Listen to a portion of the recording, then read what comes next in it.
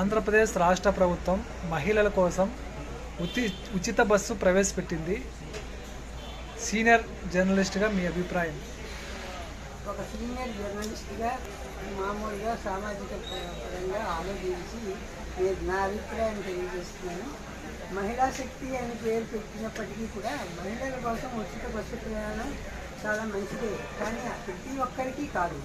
ఉన్నవాళ్ళు కూడా ఉచితం అనగానే లైన్ కట్టి ప్రతివాడు వస్తాడు. విమానంలో వెళ్ళగలిసే వాళ్ళు, సూపర్ డీలక్స్లో బస్సులో వెళ్ళేవాళ్ళు, ట్యాక్సీ ఉపయోగించుకుని సొంత కార్యాలు వెళ్ళేవాళ్ళు కూడా ఉన్నారు.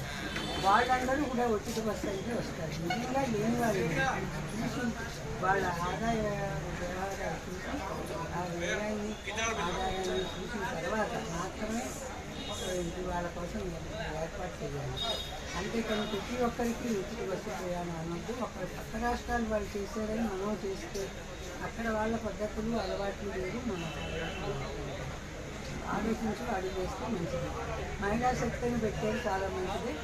మహిళలకి రక్షణ కావాలి. ముందు దేశంలో ఉచితంగా వెళ్ళినప్పటికీ ఆ వెంట ముసుగులో ఆడవాళ్ళు వేషంగా ముసుగులో వచ్చేసిందంటే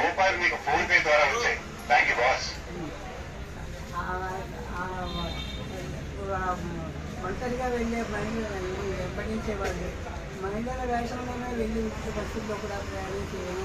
తిరుపతి లాంటి ఏరియాకి వెళ్తూ క్షేత్రానికి వెళ్ళాలి, పుణ్యక్షేత్రానికి వెళ్ళాలంటే బస్సులు చాలా వస్తాయి.